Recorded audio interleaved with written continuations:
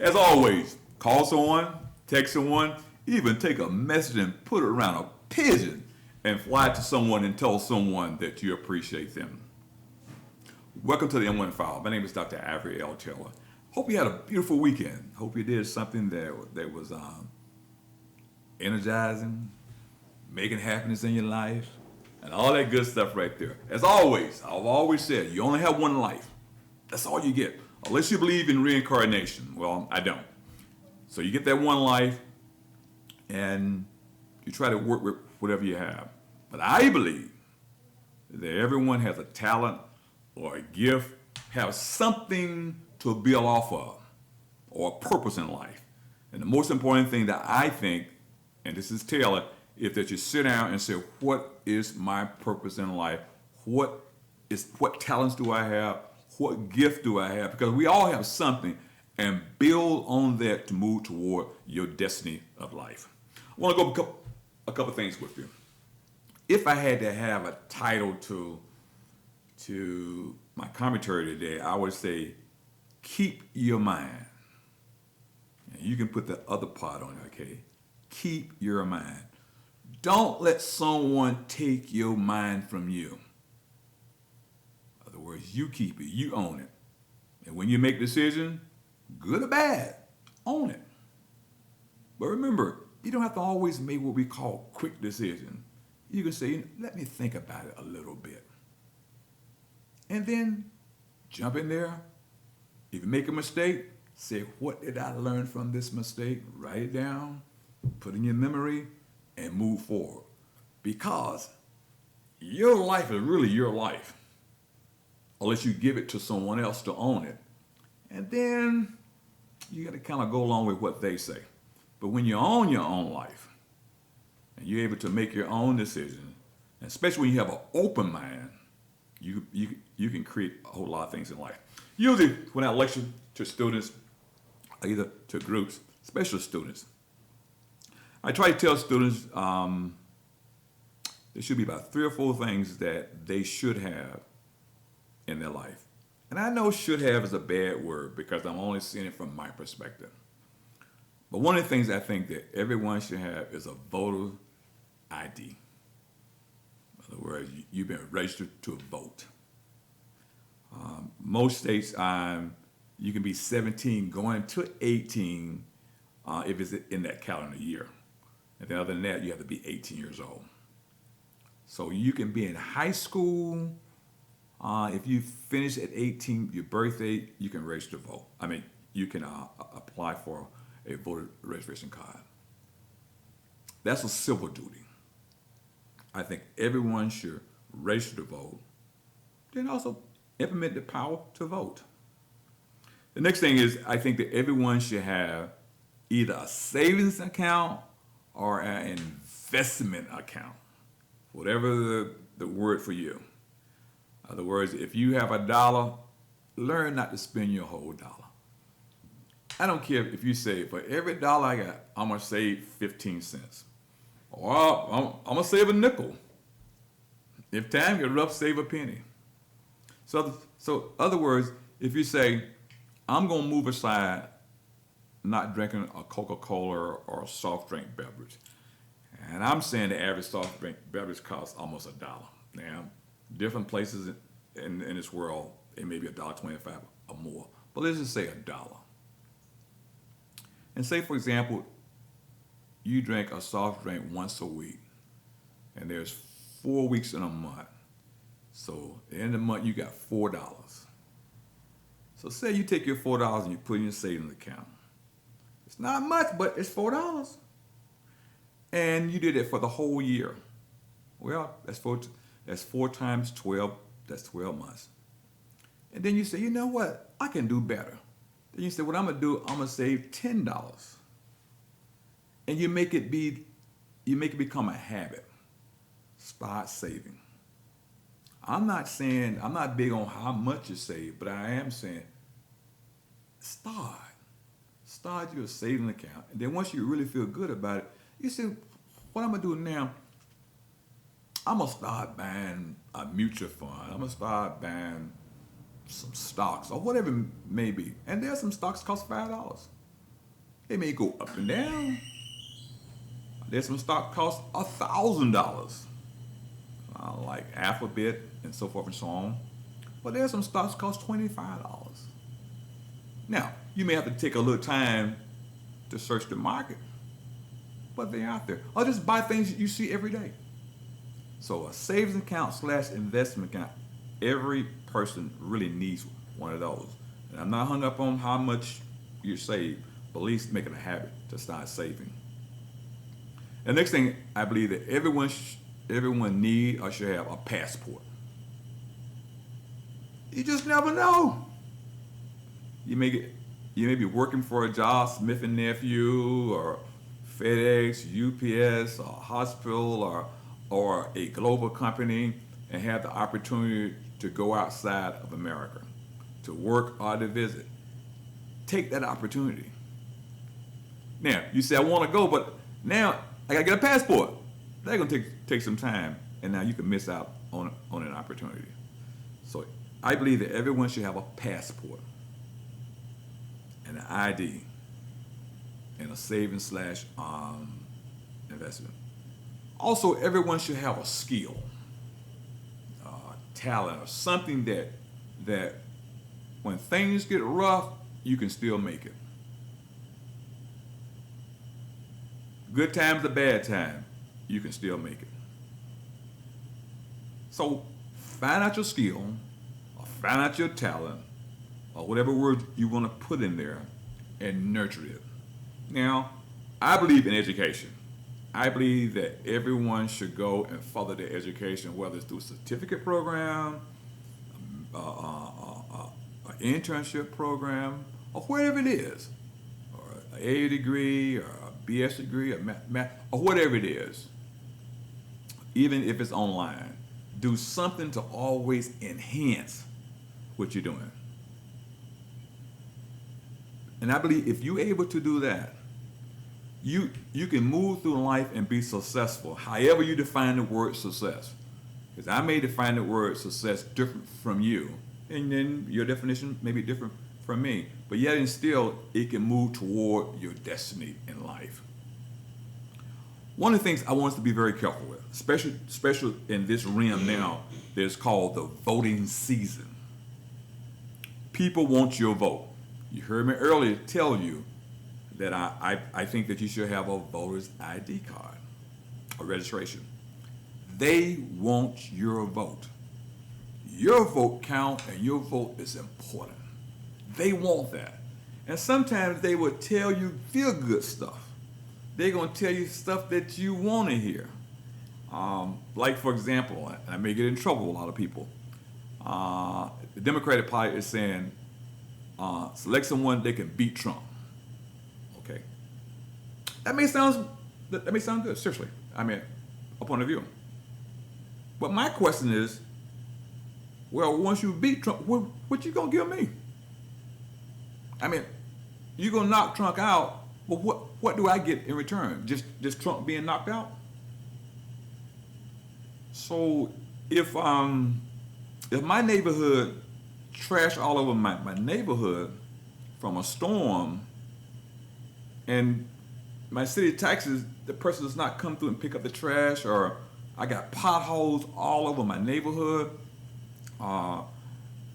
trees have grown all into my telephone lines and everything. Mr. Trump has nothing to do with that. That should be either my city or county representative or my city or county mayor. It had nothing to do with Trump. It had to do with local. So when local asks you for your vote, ask the questions. What do I get out of it? I don't let them tell you just good leadership. Come on. What do I get out of it? And then when the state reps come ask you for your vote, and when the national asks you for your vote. So we're talking about 3 different types of voting here. Your local voting, your state, and your federal. So each person or people or party asking you for your vote, you come back and ask a question. What is my neighborhood getting out of it? What am I getting out of it?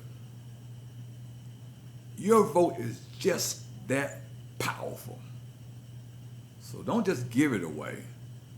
But do vote though, because some countries cannot vote. Here, people have paid the price that I would have the right, the luxury, or the privilege, or whatever word you want to put in there, that I can vote. That my voice counts. Whether I win the election or don't win the election, at least my voice counts because what? I took time to pull the lever or scratch off or whatever means instruments or tools are there for your voting. So let's think about that. Don't get caught up with this noise, because the noise will unfocus you. There's some things that I don't know in life. There's some things I do know in life. And one thing I do know in life is how to be a soldier. And that's one thing I know. I had the opportunity to exercise being a soldier as well as to teach tactics in fighting a war. And some of the things that we would do in fighting a war, we would put noise in a place to get the enemy to think that we're there, and we would go another route, use another avenue. Well, guess what? The same thing happened to us now. People would throw stuff out there, noise out there, to get you to focus on the noise, and you miss out on other opportunities. And I think that's what's going on now. Throwing stuff out there to get you to talking and wasting your time and get you what we call unfocused. In other words, why is my neighborhood red line? Why is my neighborhood, when I apply for insurance or automobile insurance or either home insurance, it's sky high? Why my neighborhood? If I want to get a loan on a home, why my neighborhood? You can be working with someone from one side of the city and you on the other side of the city, and you all can make the same salary. But when you go to apply to buy a home in your location, they buy a home in their location, you may have the same credit, but you may get a different interest rate from that person to that person. But if you get caught up on the noise, you're going to miss out on that. So when political leaders come to your neighborhood and they ask for your vote, ask these questions. So why is my neighborhood? Why I don't have a fire engine in my neighborhood? Why is my neighborhood hydrants are never mowed around? Why is all potholes in my neighborhood? Ask those tough questions. Because if you don't, you're going to get caught up in all the noise, and you're going to miss out on that. So let's kind of think about those things during this voting season, because your vote is very powerful, and your vote counts. And when you're voting, think about your family. Think about your loved ones. Think about your community during this voting season. That's how powerful your vote is. And the most important thing, keep your mind open. You always hear me talk about wellness. And I believe that wellness is a part of your mind, your body, your spirituality, of who you are. That's all a part of wellness. The more you invest in you, the more you can debate or argue a return. But if you don't invest in you, it's very difficult to argue about a return, because you haven't did any investing. If you know that in this area you kind of weak in, take time and invest in an area. If you know over here the friends that you hang around, you guys really not going any place, kind of change your friendship. Now, I understand family now. I have some family members that I don't talk with because what they talk about, I don't talk about that. But it's still my cousin.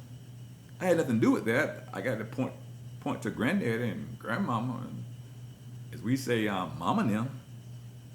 So I have a choice. I can go to the family reunion, hang out, treat everybody nice now. Hug and, and play horseshoes and play some bid whist and all that good stuff there. But I don't have to hang with your ideology or your philosophy of life. Because some people, not all, some people, it's a reality. Some people, they don't value their life.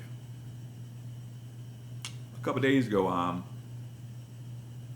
I asked my wife this question. I said, what are they thinking? They was going down Interstate 55, coming out of Memphis, going to Mississippi. And these young men, they did some damage down there, and they stole this car, and they was trying to rob this place, and they was coming back to Tennessee. But they was in the southbound part of the interstate instead of the northbound, because the northbound is Tennessee is north of Mississippi. So they're in the southbound, running from the police, and they had an accident that ran into the guardrail, and both of them was killed. One was 21, one was 20. Young men. I mean, I'm talking about young. I said, what are you thinking? Number one, why go down to Mississippi anyway and steal and rob? Two, why would you go north on the southbound? Now, accident could have killed a whole lot of other people, ongoing traffic. I'm not sure their parents are living, but they're the sons of some mama or some daddy. Those are the kind of things I'm referring to. If you're around people who don't value their life, kind of change it a little bit. Because you don't want to be around that type of life because you only have one. I just want to take a little time with you. As I said, keep your mind open. Your mind, you own it, not someone else. Strengthen your mind because it's yours. And there's three things I always said: have a voter's registration card, have a passport, and have a savings/investment account. If you would have those three things, and you invest in your career or your talent or whatever skill you have, life is open for you.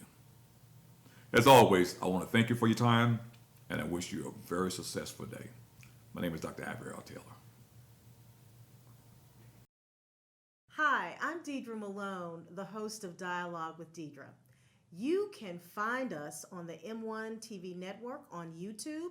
Subscribe and follow us. You can also find us on Facebook at M1 TV Network, Twitter, M1 TV Network 2, and Instagram, M1 TV Network 2. Please follow us so you can keep up to date with what's going on the M1 TV Network with Dialogue with Deidre and Black Thought.